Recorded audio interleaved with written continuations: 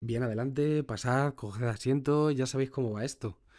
Estoy subiendo desde hace un tiempo en Instagram una serie de vídeos que los voy a tratar de ir subiendo por aquí, porque en ellos voy a ir cogiendo un poco todas estas cosas que estamos desarrollando en estos vídeos, que ya sabéis que aquí vengo yo un poco más con la pompa de como si estuviésemos haciendo una clase, pero como comprenderéis, yo en mi día a día me dedico a otras cosas, verdaderamente. Y mis clases ni siquiera se parecen mucho a las clases que yo hago aquí en YouTube. Entonces, me gustaría acercar esto un poco más a cómo soy yo realmente. Y en Instagram, como estoy aprovechando a subir una serie de vídeos sobre el tema de la problemática compleja y de cómo todos estos conceptos que estamos desarrollando en el canal de YouTube nos servirían para resolver ya no problemas difíciles, ni problemas matemáticos, ni problemas académicos, sino problemas complejos en general, problemas humanos, pues seguramente del mismo modo que que reciclaba estos vídeos para el canal de Instagram, recicle los vídeos del canal de Instagram y los vaya subiendo por aquí por YouTube cuando se suba esto. Así que bueno, estáos pendientes y a ver si os gusta. Por lo demás, hoy, como veis, vamos a ver, no es una nueva operación, aunque está dentro de este bloque de operaciones con conjuntos, pero como vais a ver nos va a permitir una nueva forma de hacer las operaciones con los conjuntos. El concepto que vamos a ver hoy es el concepto del cardinal. Y dicho así, de aquella manera, el cardinal es la medida del tamaño de un conjunto. O sea, al final, el cardinal nos habla de cómo de grande es un conjunto. Y bueno, esto, mientras tengamos conjuntos como los que hemos estado manejando, pues no hay ningún problema, porque por ejemplo, si tuviésemos el conjunto de los números del 1 hasta el 10, bueno, pues esto no nos va a dar mucha guerra, ¿no? Este tipo de conjuntos es fácil. Son los números desde el 1 hasta el 10. Bueno, pues esto quiere decir que el cardinal del conjunto A, que lo vamos a simbolizar así, al menos de momento, si en un futuro poner el cardinal con estas barras fuese conceptualmente problemático, lo empezaría a llamar cardinal de A. Pero bueno, en este caso, el cardinal del conjunto A, como A son los números del 1 al 10, es 10. Pero claro, ¿qué ocurre? ¿De qué nos sirve un poco esta herramienta? Pues es que nosotros desde el principio hemos tenido la dimensión de la cantidad muy en cuenta aquí. En el momento en el que, no sé, en uno de los vídeos yo os proponía ponernos a contar mecheros y os decía que si nos pusiésemos a contar 7.000 millones de mecheros, pues a lo mejor no tendríamos tiempo en toda nuestra vida para poder contar esos números. Quiero decir, el infinito, de alguna manera, yo lo he tenido ya muy presente en mis vídeos. Pero aquí es donde nos comienza a aparecer un poco esa idea. Quiero decir, es muy fácil querer saber el número de elementos que tiene un conjunto finito. Que esta es la cosa, que este tipo de conjuntos son finitos. Pero ¿qué ocurre si buscamos conjuntos más grandes? ¿Qué pasa si, por ejemplo, yo ahora quiero contar el cardinal de un conjunto como el de los números naturales? Ya hemos dicho alguna vez, ¿no? Que ese, ¿cuántos elementos tiene el conjunto de los números naturales? Pues bueno, esta es la típica pregunta. ¿Hasta qué número puedes contar, no? Pues sea cual sea el número que tú me digas, y digo número porque el infinito no es un número, pero si tú me dices un número con dígitos, yo siempre te voy a poder decir un número más grande. Entonces, ¿cuál es ese cardinal de los números naturales? Bueno, pues ese cardinal es infinito, ¿no? De momento voy a poner esto y lo que pasa es que en verdad vamos a dejarlo visto, aunque esto no sea muy importante. En verdad el cardinal de los números naturales es lo que se conoce como el... ahí va. Aleph. Aleph cero. Es la primera letra del alfabeto hebreo. Básicamente, ese cardinal lo que nos está diciendo es que el conjunto de los números naturales es un conjunto infinito, pero contable. Es decir, nosotros podemos contar los números naturales. Sin embargo, va a haber otra serie de conjuntos como por ejemplo los números reales o incluso los números entre el 0 y el 1 el intervalo que hay entre el 0 y el 1, que ese conjunto, si lo pensáis, es totalmente incontable. Quiero decir, ¿cuál es el primer elemento de este conjunto? El 0,00000. ¿Cuántos ceros? ¿Cuántos ceros haría falta para encontrar el primer elemento de ese conjunto? Pues podríamos dividirlo tanto como quisiéramos. Y este tipo de conjuntos son los que tienen el Aleph 1. Entonces, bueno, no me voy a meter mucho en estos términos, si en algún momento son importantes ya los profundizaremos. Sobre todo lo que me interesa es la idea. La idea del Aleph 0 y del Aleph 1 lo que nos viene a decir es un tema de contabilidad. Mm, Eso es para lo que nos sirve un poco todo este tema de cardinales. Por un lado, estamos hablando aquí ya de tamaños, de conjuntos, conjuntos finitos o conjuntos infinitos, y esto nos da nuevos conceptos, ¿no? Al final, nuevas palabras para poder hablar de los conjuntos. Antes, cuando yo os mencionaba lo que era un conjunto finito o infinito, pues quedaba un poco en el criterio de cada cual. Ahora ya sabemos a qué nos referimos, ¿no? Que un conjunto sea infinito quiere decir que tiene infinitos elementos dentro. Y que un conjunto sea finito quiere decir que tiene una cantidad finita de números dentro. Números o elementos. Al final los conjuntos lo podemos formar con lo que queramos. Dentro de los conjuntos infinitos va a ocurrir una cosa, y es que va a haber conjuntos infinitos numerables, que son los que entran dentro del Aleph 0, son los que tienen el mismo cardinal que los números naturales, que por cierto, dentro de este conjunto de los conjuntos infinitos pero numerables, entrarían los números naturales, los números enteros y los números racionales al menos. Sin embargo, existen otros conjuntos de números los cuales son tan grandes que ni siquiera tendríamos por dónde empezar a ordenarlos, por dónde empezar a contarlos. Y estos son los que entran dentro de la categoría del Aleph 1. Entonces, ¿a qué hace referencia un poco estas cosas? Bueno, pues pensad un conjunto infinito de ovejas. Pues es verdad que por ser un conjunto infinito, pues es una movida, ¿no? O sea, al final no lo vamos a poder terminar de contar nunca. Pero sí que podríamos plantear una manera de contar infinitas ovejas. Podríamos empezar a poner una etiqueta de 1, una etiqueta de 2 a la segunda, una etiqueta de 3 a la tercera, y podríamos ir contando todas esas ovejas. Esa es la referencia a la que hace el Aleph 0. El Aleph 0 son cosas infinitas, pero que al final, pues, podemos diferenciarlas y podemos contarlas de una en una. Sin embargo, por otro lado, la idea del Aleph 1 viene a hacer referencia, por ejemplo, a contar las gotas de un vaso de agua.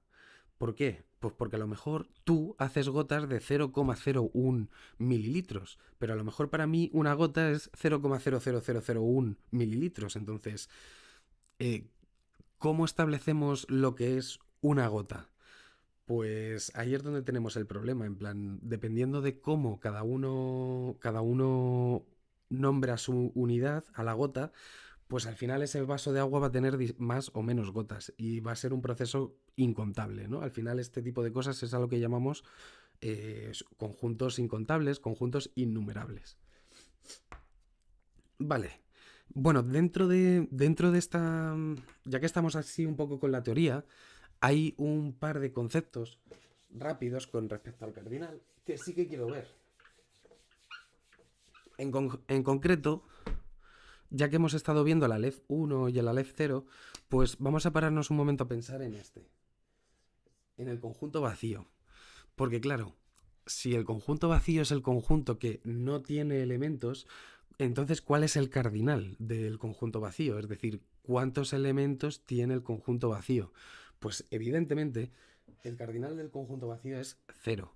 Esto no lo estoy haciendo como una demostración. Estamos viendo cómo, a partir de esa definición que hemos dado de cardinal, hay ciertas consideraciones que tienen que ser axiomáticas, ¿no? Al final tienen que venir dadas. Entonces, si nosotros ya definimos en algún otro vídeo que el conjunto vacío es el conjunto que no tiene ningún elemento, y por otro lado estamos diciendo que el cardinal es la medida del número de elementos de un conjunto, pues entonces, ¿cuántos elementos tiene un conjunto que no tiene ningún elemento? Cero. Esta es la idea.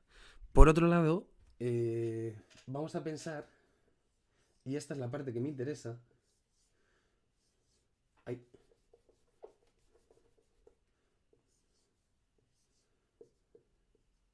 en dos conjuntos A y B. Pero vamos a pensar en dos conjuntos A y B de tal manera que no tengan nada en común entre ellos, es decir, que la intersección sea vacía. Bien, pues en este caso, lo que ocurre, pensad en diagramas de Venn. En diagramas de Venn, la idea esta del cardinal lo podríamos entender con la idea del área. Entonces, cuando nosotros unimos A con B en este conjunto, tenemos esto con esto, ¿no? Y eso sería A unión B. Y claro, el área total sería, o sea, el área de A unión B sería el área de A más el área de B. Y esto se ve claro. Sin embargo, en este caso, como la intersección es distinta del vacío, tenemos un problema, ¿no? Y es que si nosotros hiciésemos la suma de estas áreas, el área de A y el área de B, entonces hay un cachito que estamos contando dos veces, ¿no? Que es este de aquí. Lo voy a poner en otro color.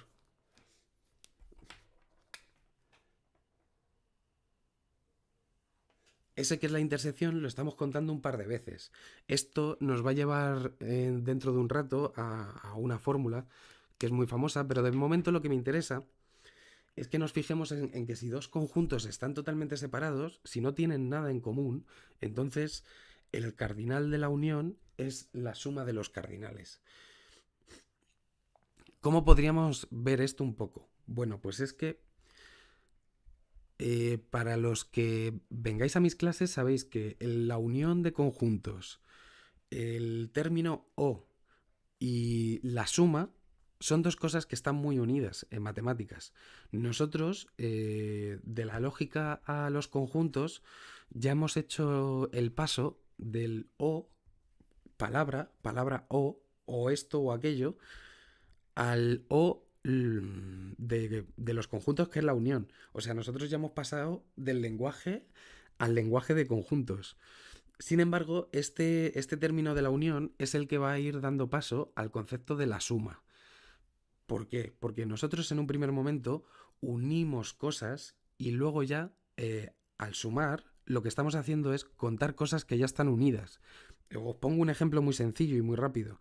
Imaginar que vamos de excursión, todos los cursos de una escuela, primero, segundo, tercero y cuarto de la ESO. Y nos metemos en un parque y están todos los niños corriendo.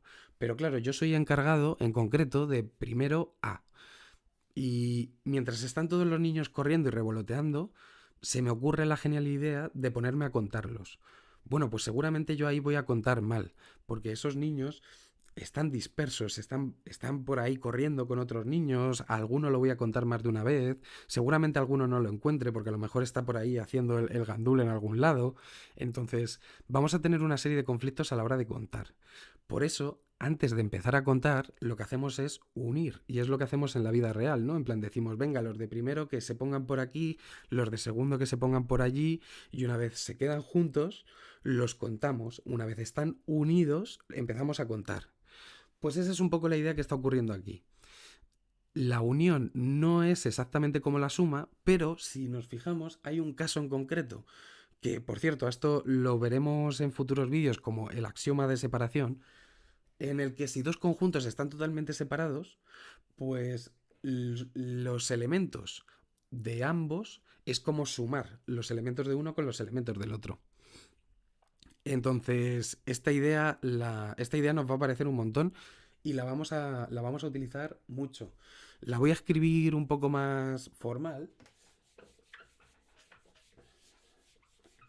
La idea es que si la intersección de dos conjuntos es vacía, entonces el cardinal de su unión es la suma de los cardinales. Esta idea es una idea que vamos a tener muy clara y que nos va a aparecer mucho a lo largo de este vídeo, entonces cuanto más claro lo tengamos, mejor. Bien, bueno, pues vamos a empezar a hacer demostraciones y vamos a ver un poco cómo vamos a utilizar todo esto que hemos visto de cara a los ejercicios.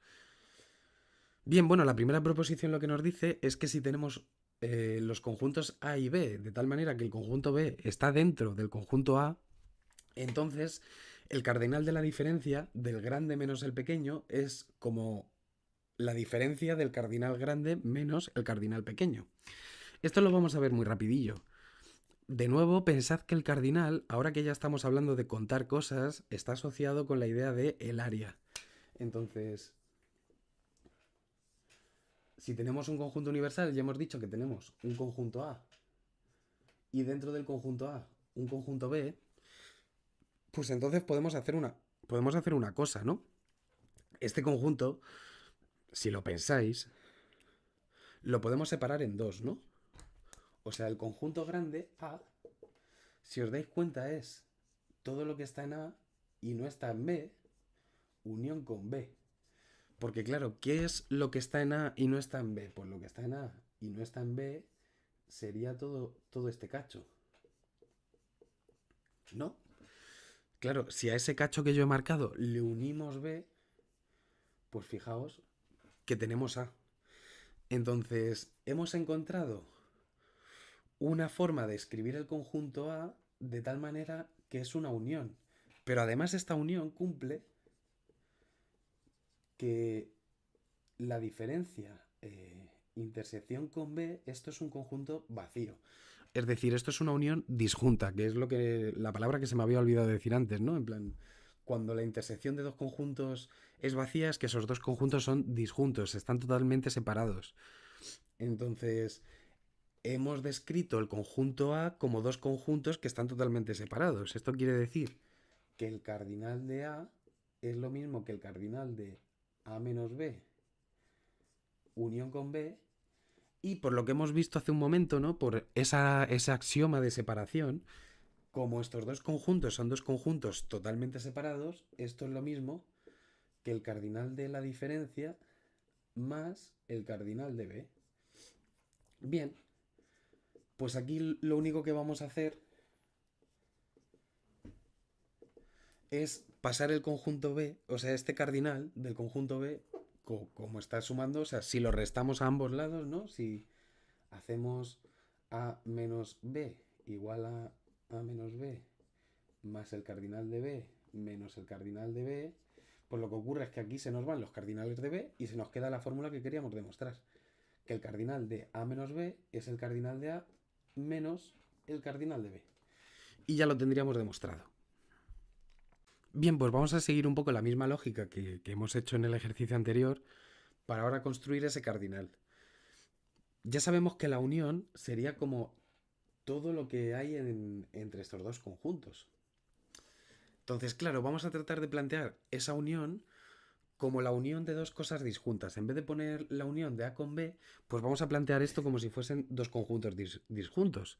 Pero claro, cardinal de A unión B, si os fijáis, como se trata de todo eso que hay en los dos conjuntos, esto es exactamente lo mismo que coger todo el conjunto A y unirlo, ¿no? O sea, el conjunto A sería todo este y unirlo con lo que está en B, pero no está en A.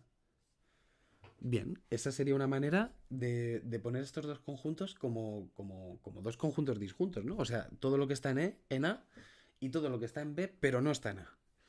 Entonces, por el axioma de separación, hemos dicho que esta unión se convierte en una suma, ¿no? Bien. Vale, pues ahora nos quedamos con el cardinal de esta diferencia, B menos A. Lo que pasa es que si os fijáis, lo que está en B y no está en A, lo voy a poner de otro color, sería esta parte de aquí, ¿no? Eso sería todo lo que está en B y no está en A. Pero si os fijáis, el cacho de B que estamos quitando, que B es este, el cacho de B que estamos quitando es esto de aquí. Y este cacho de aquí es la intersección. Entonces, el cardinal, el área de todo lo que está en B y no está en A, si os fijáis, es exactamente lo mismo que el área que está en B y no está en A intersección B. Pero claro, nosotros esto ahora, si lo construimos de esta manera, ¿qué es lo que ocurre? Que la intersección es un conjunto que está dentro de B. Y de nuevo, por la propiedad uno de esta misma proposición, esto sabemos que es el cardinal de A más el cardinal de B menos el cardinal de A intersección B. Y así hemos demostrado justo lo que queríamos. Así que, Ale, vamos a por el siguiente. Bueno, este ejercicio es largo, así que si me veis con la vista que se me va para allá, es que estoy viendo los enunciados. Básicamente en este ejercicio es el típico de galleta que le lanzas al perro y a ver si la coge. En nuestro caso lo que nos van a lanzar son varios conjuntos y lo que nosotros tenemos que hacer con ellos es decir el cardinal. Entonces, el primer conjunto que nos dan es el conjunto de los números desde el 1 hasta el 7. Bien, esto no nos da ninguna guerra. Esto literalmente sería contar ovejas. Tenemos el primer elemento, el segundo, ¿no? Primero, segundo, tercero, cuarto, quinto, sexto y séptimo, ¿no? Como hay 7 elementos, pues evidentemente el cardinal de A es 7. Este no nos tiene que dar mucha guerra. Ahora, imaginar que ahora nos empiezan a dar conjuntos, ya sabéis que poquito a poquito lo vamos a ir complicando esto, pues imaginar que ahora nos dan un conjunto B con el 3, el 6, el 9, hasta el 21 y nos lo dan así. Bueno, recordad, esto ya lo hemos hablado en algún otro vídeo. Cuando se introduce esto de los 3 puntitos en matemáticas, quiere decir así hasta, ¿no? En plan, tenemos el 3, el 6, el 9 y así hasta el 21. Cuando se introducen esos 3 puntitos, lo que quiere decir es que ya deberíamos de tener suficiente información como para poder construir un proceso, como para poder repetir indefinidamente un proceso. Entonces, esto lo que quiere decir cuando lo tenemos dentro de un conjunto es que aquí debemos de tener información suficiente para saber completar todo el conjunto. En este caso, si os fijáis, los primeros elementos son el 3, el 6 y el 9. Claramente estos son los 3 primeros múltiplos de 3, ¿no? 3 por 1, 3, 3 por 2, 6, 3 por 3, 9. Entonces, tiene pinta de que este conjunto es el conjunto de los múltiplos de 3 desde el 3 hasta el 21. Es decir, que ese conjunto B, que nos lo han escrito así con los 3 puntitos, en verdad sería el conjunto 3, 6, 9, 12, 15, 18, 21. Y en este conjunto, si nos volvemos a poner a contar, pues va a resultar que el cardinal de B son 7, porque tenemos el primer elemento, el segundo, el tercero, el cuarto, el quinto, el sexto y el séptimo, ¿no? Entonces esto no nos debería de dar mucha guerra. Vale, el siguiente, estoy viendo por ahí, es el conjunto desde el 25 hasta el 75. Bien, cuando nos lo ponen así, en plan, sin más que nada más que un elemento y los 3 puntitos, esto lo que nos quiere decir es que vamos contando de uno en uno. O sea, esto lo que quiere decir es el 25, 26, 27, 28, 29, 30, 31, 32 y así hasta el 75. Bien, para contar estos elementos hay que tener un poquillo de cuidado, porque a mucha gente le saldría a decir que son 50. El grande menos el pequeño, ¿no? 75 menos 25, pero cuidado. Esto es una de las cuestiones de hiperplanos, ¿no? Al final. Eh, el cardinal de este conjunto, si nos pusiésemos a contar, esto al final lo podéis escribir y lo podéis contar vosotros. Pero serían 51, no 50. Porque el 25 también se incluye, ¿no? O sea, tenemos, fijaos, 25, 26, 27, 28, 29, 30, 31, 32, 33 y 34. 34 hemos contado 10, entonces otros 10, 44, otros 10, 54, otros 10, 64, otros 10, 74. Y nos queda uno para llegar al 75, entonces 51. Tener cuidado con esto. Si lo contáis tranquilamente, sin hacerlo como lo he hecho yo así de cabeza, lo vais a ver vosotros mismos. Poneros a escribir los números desde el 25 hasta el 75. Ya veréis cómo no hay 50, hay 51. Vale, el siguiente, estoy viéndolo ya por ahí. Vamos a seguir complicando. Estos ejercicios, para los que vengáis un poco de la carrera ya, no os van a dar mucha guerra. Pero para alguien que está empezando, son problemáticos y nos ponen muy en duda.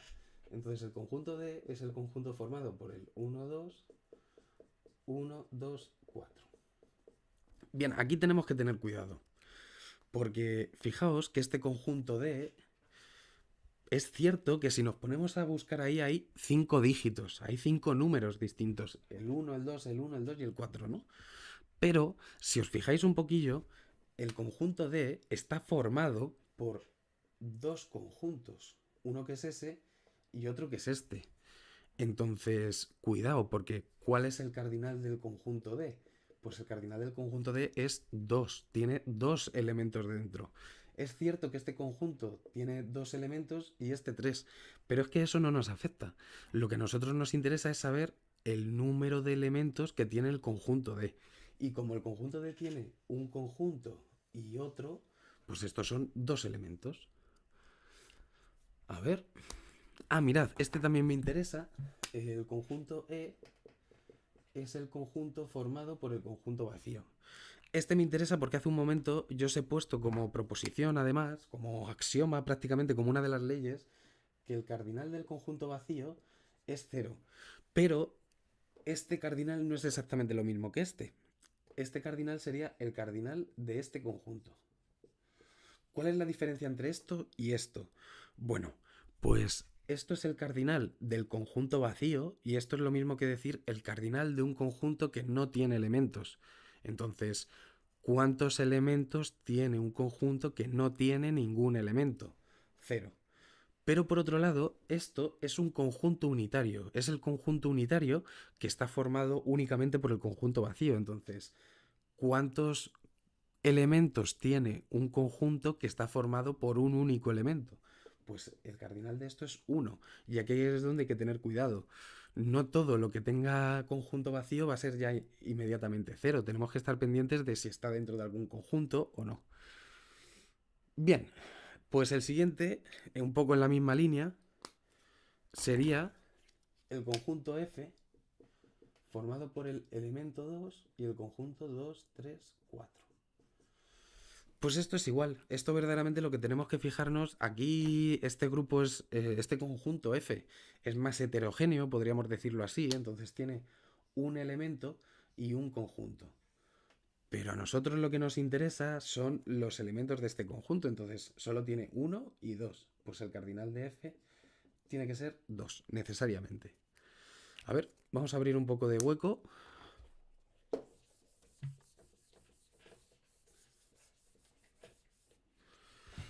Y el siguiente, no lo voy a hacer el siguiente, pero os lo voy a dejar escrito para que lo podáis pensar vosotros.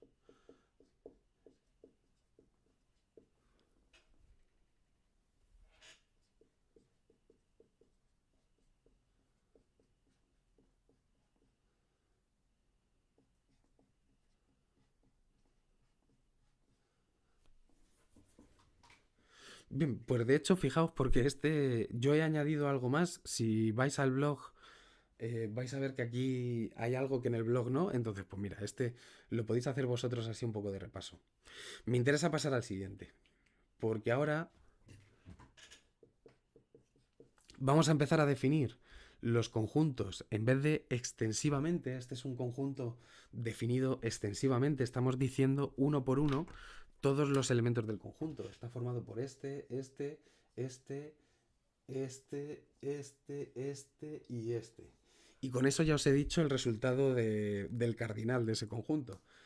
Pero por otro lado, imaginar que ahora empezamos a definir los conjuntos en vez de por extensión, por intensión, es decir, mediante propiedades.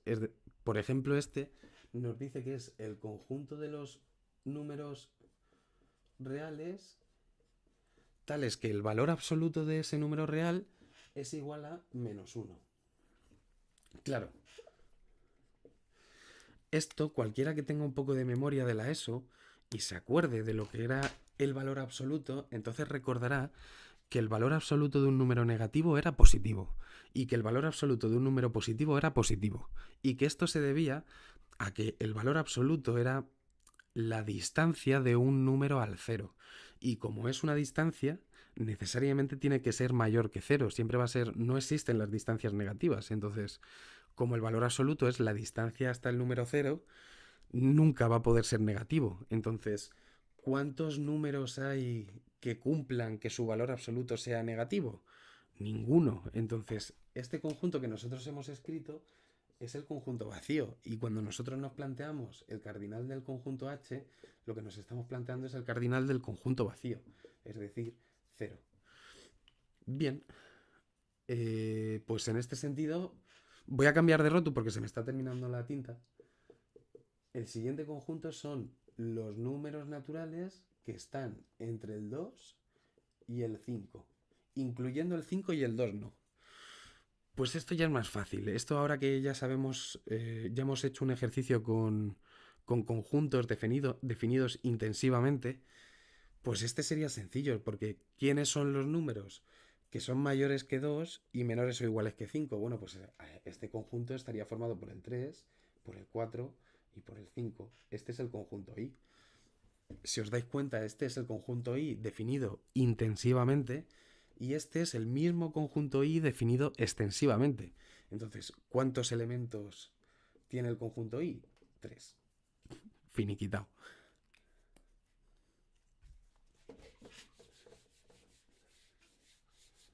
Vale, vamos a por los últimos.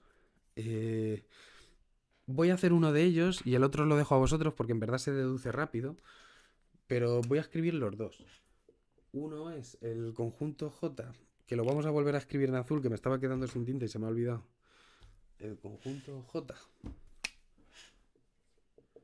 con los números naturales tales que 1 es menor o igual que k al cuadrado menor o igual que 100.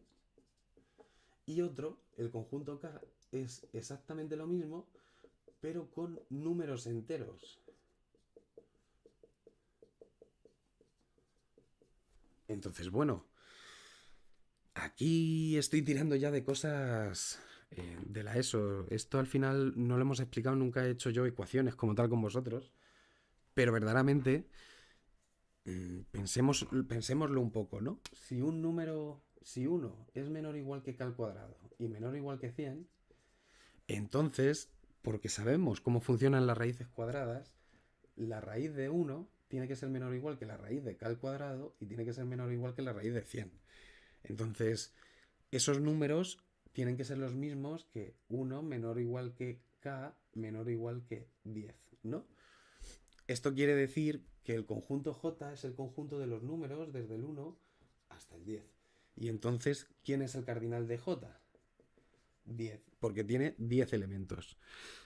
Esto funcionaría todo igual, salvo por el caso de cuando nos metemos en el conjunto K, que es números enteros. Porque cuando hacemos números enteros, recordad que aquí habría que añadir, ¿no?, el valor absoluto. Entonces, cuidado porque esto cambia. Esto quiere decir que son los números que están entre el 1 y el 10 y los números que están entre el menos 10 y el menos 1. Entonces, de aquí hay 10 elementos y de aquí hay otros 10 elementos. Entonces, ¿cuántos elementos tiene el conjunto K? ¿Cuál es el cardinal del conjunto K? El doble, 20. Esto es un poco sencillo, ¿no? En plan, en los números naturales tenemos n elementos, pues en los números enteros el doble. Vale, pues vamos a por el siguiente ejercicio. Bien, pues en este lo que se nos pide es demostrar la misma fórmula del cardinal de la unión, pero en vez de con dos conjuntos, con tres. Claro, esto nosotros no lo sabríamos demostrar porque la fórmula que yo os he dado antes era el cardinal de la unión de dos conjuntos, era el cardinal de A unión B. Ahora tenemos A unión B unión C. Pero esto, como nosotros conocemos las leyes asociativas, lo podríamos organizar así y poner un paréntesis. Entonces esto ya son dos conjuntos, ¿no? Por un lado el conjunto A y por otro lado el conjunto B unión C. Entonces podríamos hacer exactamente la misma fórmula que hemos hecho antes. Esto es el cardinal del primero más el cardinal del segundo menos el cardinal de la intersección. Ahora bien, aquí hay varias cositas, ¿no? Porque por un lado, a esto de B unión C podríamos volver a aplicar la fórmula de la unión, que esta que sí que la conocemos. Entonces esto sería el cardinal de A y de aquí tenemos el cardinal de B más el cardinal de C menos el cardinal de B intersección C. Todo esto que marco en este corchete es lo que se corresponde con esta primera parte. Y ahora, esta segunda parte, ahí lo que podemos utilizar, si os fijáis un poco, es la propiedad distributiva, ¿no? Esto es menos A intersección B unión A intersección C.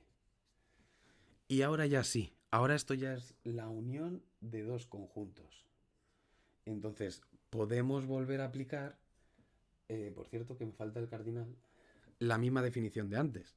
Esto ahora es el cardinal de A más el cardinal de B más el cardinal de C menos el cardinal de B intersección C. Hasta aquí lo que he hecho es copiar todo esto. Y ahora, menos, y aquí es donde viene la fórmula esta, sería el cardinal del primero más el cardinal del segundo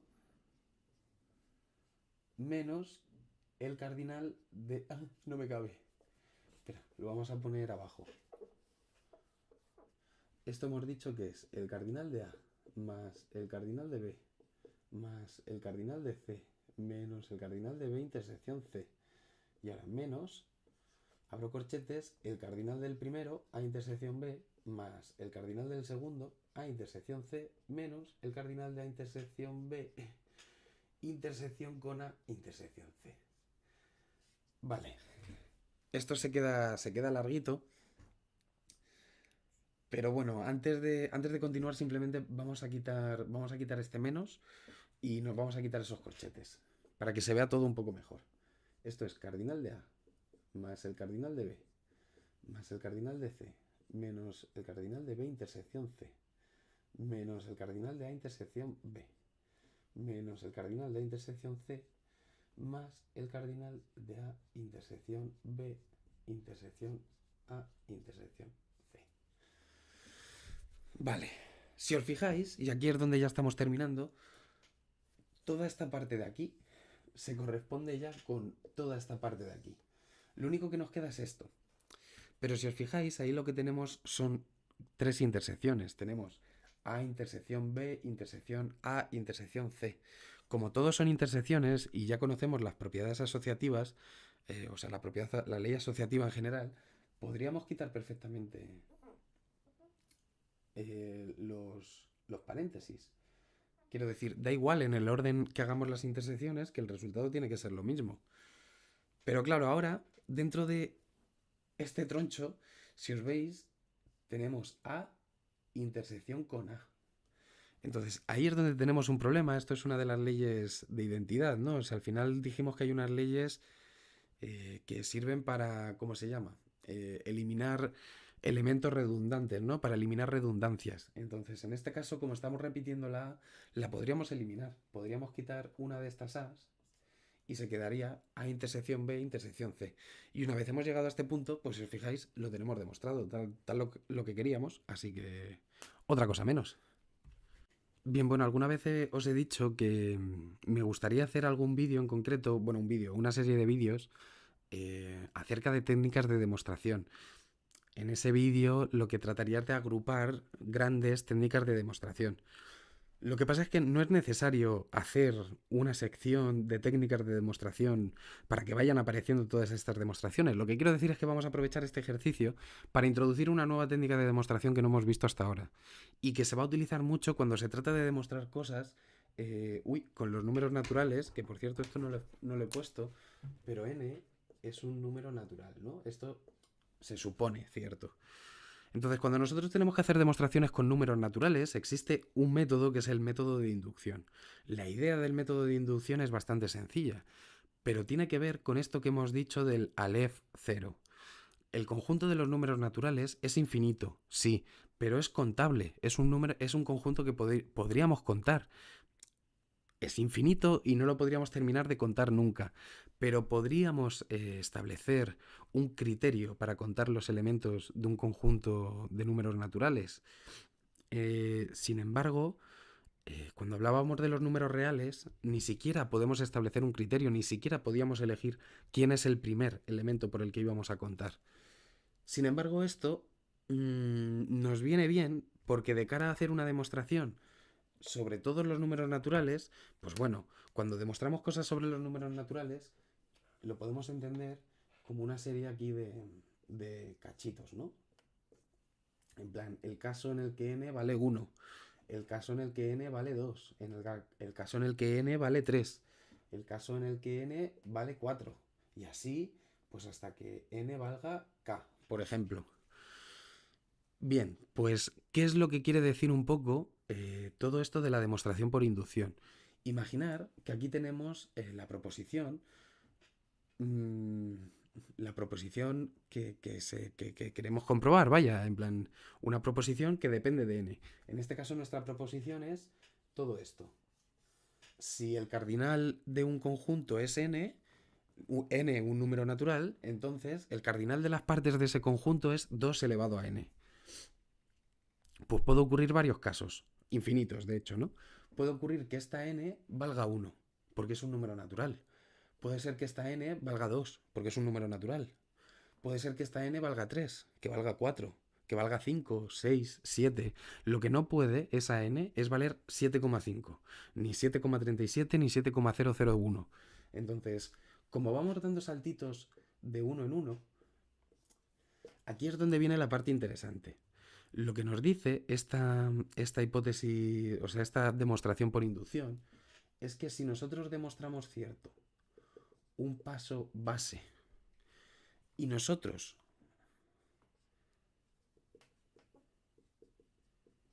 suponemos que es cierto un caso K, y suponiendo que es cierto este K, demostramos que es cierto también el caso K más 1, es decir, el siguiente, entonces lo habremos demostrado para todos los números naturales. ¿Por qué? Porque cuando estamos demostrando esto, lo que estamos demostrando es lo que se denomina el salto, ¿no? En plan, sabiendo que es cierto cuando la n vale k, entonces también es cierto cuando la n vale k más 1. Es decir, si es cierto en el caso en el que n vale 1, es cierto en el caso en el que vale 2. Si es cierto en el caso en el que n vale 3, es cierto en el caso en el que n vale 4. Si es cierto en el caso en el que n vale 7020, es cierto en el caso en el que vale 7021. Y si es en el 7021, también en el 7022, 7023, 7024. Y al final es una manera de recorrer todos los números naturales. Pues eso es lo que nosotros vamos a hacer para demostrar esto. Entonces, pues vamos a ello. Vamos a coger. Como es la primera demostración por inducción, no os preocupéis mucho si no termina de entrar. Pero bueno, acostumbraos porque va a aparecer en muchas ocasiones seguramente. El primer paso es lo que se denomina el paso base. Y yo me marco aquí que es cuando la n vale 1. Entonces, ¿qué ocurre cuando la n vale 1? Bueno, pues pensemos en un conjunto, por ejemplo, este. Ese conjunto es un conjunto con un único elemento. Y si hacemos las partes de A, ¿qué ocurre? Pues el conjunto de las partes de A era el conjunto vacío y el conjunto A, en este caso. Pero claro, fijaos en una cosa. ¿Quién es el cardinal de A? Pues esto es 1, que es lo que nosotros queríamos. Es el caso en el que n vale 1.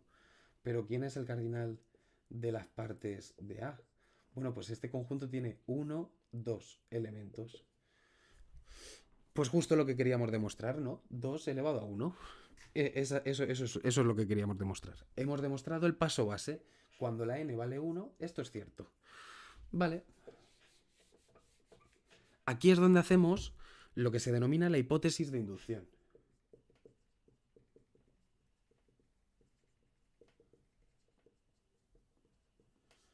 Esto quiere decir que cuando la n vale k, siendo k un número natural, esto lo vamos a suponer cierto. Si cuando la n vale k esto es cierto, lo que quiere decir es que si el cardinal de A es k, entonces el cardinal de las partes de A tiene que ser 2 elevado a k. Eso es lo que nosotros estamos suponiendo como cierto. Bien, pues ahora solo nos quedaría el paso final, que se trata de demostrar cuando n vale k más 1. Entonces, vamos a suponer un conjunto A de tal manera que el cardinal de A es k más 1. Esto quiere decir, pues, que el conjunto A va a ser A sub 1, A sub 2, hasta A sub k y A sub k más 1, ¿no? Ese va a ser el conjunto A. Ahora, vamos a definir un conjunto B, que es el conjunto A menos el último elemento. Si os fijáis, aquí ahora va a ocurrir una cosa. Y es que para todo subconjunto de las partes de A puede ocurrir algo. Que A sub k más 1 pertenezca al conjunto X y entonces X sea un subconjunto de B. Y por otro lado puede ser que A sub k más 1, o sea, al revés, sea un conjunto de A. Y por otro lado puede ser que A sub k más 1 no pertenezca a X y entonces X sea un conjunto de B. O sea, esto lo que quiere decir es que el conjunto A es lo mismo que el conjunto B unión con A sub k más 1. Bien, bueno, como me quedo sin hueco, vamos a borrar un poco la parte del paso base y de la hipótesis de inducción. Es que estaba viendo por dónde coger este. Bien, nosotros lo que tenemos aquí es que entonces el conjunto de las partes de A es lo mismo que el conjunto de las partes de B unión con las partes de B unión A sub k más 1. Bien, y estos dos conjuntos, como hemos podido ver aquí, son totalmente disjuntos. Es decir, no hay ni un solo elemento que pertenezca a ambos a la vez. Todo conjunto de partes de A o bien pertenece a A o bien pertenece a B, a uno de ellos. Que por cierto, A es este, escrito de otra manera. ¿Pero por qué lo hemos escrito así? Bueno, pues porque si os fijáis, el conjunto B... bueno, para empezar, estos dos conjuntos hemos dicho que son disjuntos. Entonces, por el axioma de separación, esto lo podemos separar en dos, ¿no? Es decir, esto es lo mismo que el cardinal de las partes de B más el cardinal de las partes de B unión A sub k más 1. Bien. Ahora, si os fijáis, este conjunto es el de las partes de B, pero el conjunto de las partes de B es todos los elementos que hay en A menos 1. Esto quiere decir que si el conjunto A tenía k más 1 elementos, entonces el conjunto B tiene k elementos. Y tal y como nosotros hemos probado en la hipótesis de inducción, como nosotros estamos suponiendo cierto, si este es un conjunto con k elementos, entonces su cardinal es 2 elevado a k. Pero por otro lado, fijaos que esto es el conjunto de los elementos de B unidos con otro elemento. Es decir, tenemos tantos elementos como los que tiene B. Lo que pasa es que a esos elementos le estamos añadiendo algo más. Pero el número es el mismo. Entonces, este tiene también el mismo número de elementos que el anterior. Y claro, cuando tenemos una patata más una patata, estos son dos patatas. Y esto por la simple... Perdón. Esto por las simples propiedades de las potencias es 2 elevado a 1 por 2 elevado a k y esto se suman los exponentes 2 elevado a k más 1. Y así habríamos demostrado esta propiedad. Y lo hemos demostrado para todo número natural. Así que bueno, me voy porque me está empezando a venir la tos, así que terminamos. Seguimos sintonizando. Chaito, que orden.